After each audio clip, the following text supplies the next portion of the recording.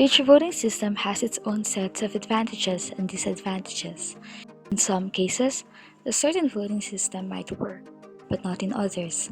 And as demonstrated in some of the examples, a certain situation with a given preference schedule of the participants might produce a different winner in every voting system, which is quite chaotic.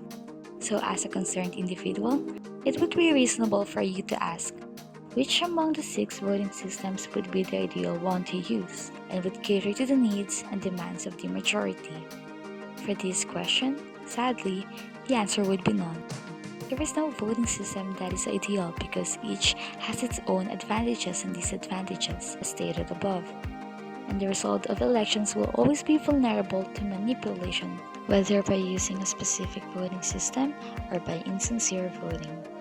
This idea that no voting system is perfect was introduced by an economist named Kenneth J. Arrow and is embodied in a theorem called Arrow's Impossibility Theorem.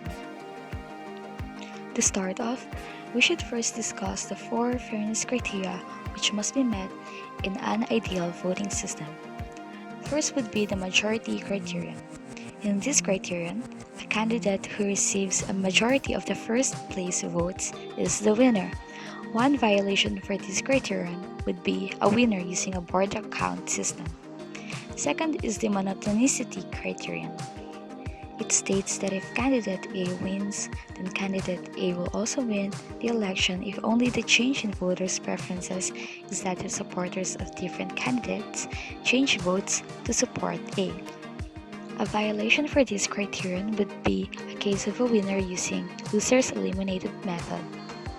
The third one is Condorcet criterion. In this criterion, a candidate who wins all possible pairwise comparison or match-ups should win the election when all the candidates appear on the ballot. Again, board account system is a violation for this criterion. Last but not the least is the independence of irrelevant alternatives criterion. If the candidate wins an election, the winner should remain the winner in any recount in which a losing candidate withdraws from the race. Plurality voting would be a clear illustration of violation for this criterion.